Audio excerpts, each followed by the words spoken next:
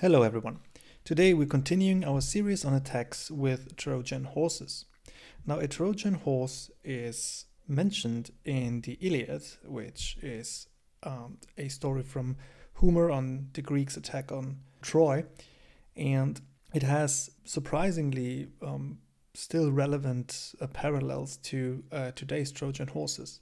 So the Trojan horse of the Greeks was just a wooden kind of contraption where there were soldiers hiding inside. Now, the Trojans they got this into their city of Troy, and at night the soldiers were climbed out of the horse and murdered everyone who, because they were drunk and because they celebrated, because they thought they achieved the victory over the Greeks. Now, a lot of people in the Trojan army or in the Trojan palace, like Cassandra, according to the legend anyway, warned about this this present, right? It's like, as it says here, whatever it is, I fear the Danaans or the Greeks, even if they bring presents. And all these warners, like Cassandra and Laocoon, they were all ignored and laughed at. So there is a surprising, uncanny parallel to today's security researchers and security specialists, who also very often get ignored, unfortunately. And, the results you can read about in the news every day. So another parallel, or why it's called a Trojan horse in the first place, is because the alleged functionality of the program, which is the Trojan horse in this case, is not the actual functionality. The actual functionality of this program, of the Trojan horse, of the Trojan, is the alleged functionality plus an additional secret functionality. Now, this secret functionality nowadays usually is just some kind of malware or a malware loader. However, this is not historically always been the case, and this is not necessarily what a Trojan horse have to do. So a Trojan horse is something that has the alleged functionality, so it does what it promised to do, but there is some kind of secret functionality, which is the soldiers inside the wooden horse. Now, to put it into more modern terms, let's say a Trojan is a program, and you can basically say it splits itself up into a benign part, which is the expected behavior. Like when you download a game, it is actually the game, but there is also a secret part of it, so a secret kind of code. In that way, it is a bit like a virus, that you have some code within the actual benign code. However, it is a program itself. The Trojan horse is a program itself. A virus, as you know, needs a host in order to be executed.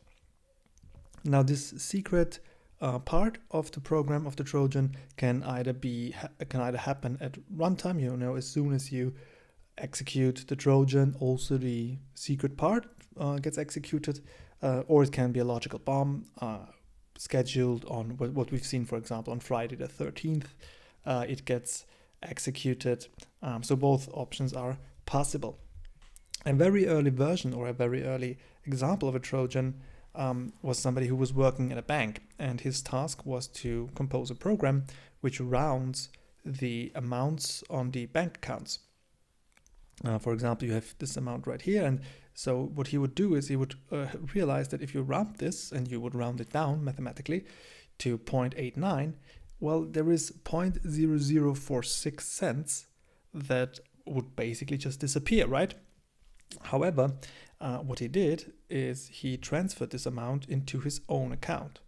Now, of course, if you do it once, that doesn't really change a whole lot, but if you do it for millions of customers, you can actually make a lot of money by that. And so this was his secret functionality of his actual expected rounding program.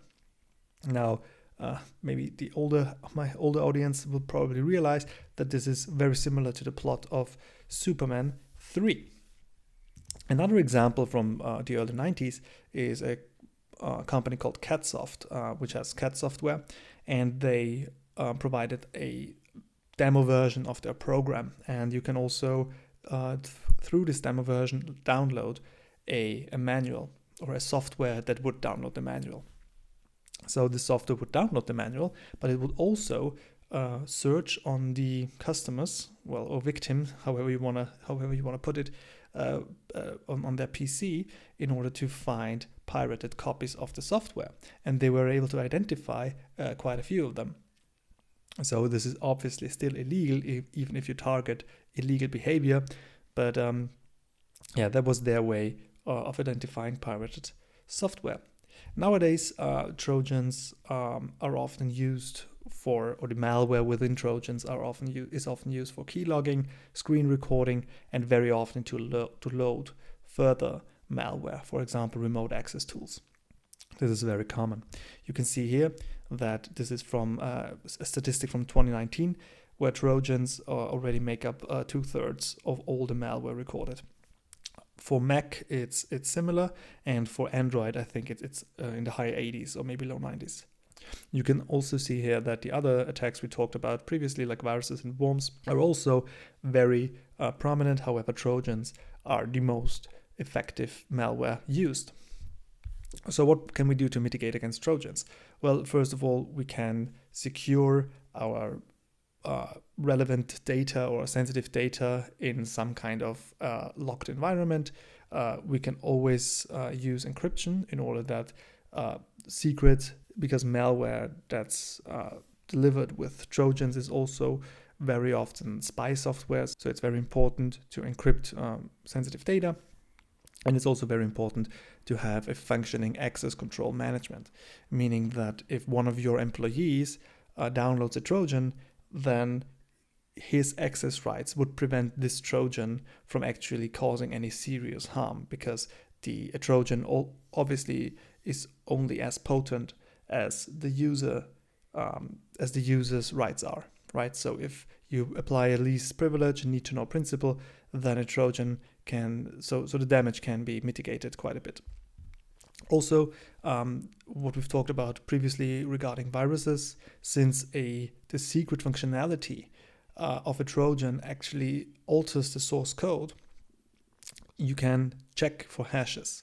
So this is very relevant when you download software not directly from like the provider of the software for whatever reason, then you can still check the hash of your downloaded software with the original hash of the original software if it's provided. This way you can know if it's the same or there is something altered. So this works for viruses and Trojans. The next part is obviously like to do some kind of source code inspection or software inspections in general. This is very, very hard to do. Sometimes you would basically have to reverse engineer everything. So this is something that only security researchers really do. For now, I conclude this video. Thanks for watching. I'll continue with my videos on attacks with botnets, which will come out in a few days. And until then, stay safe, and I'll see you in the next video.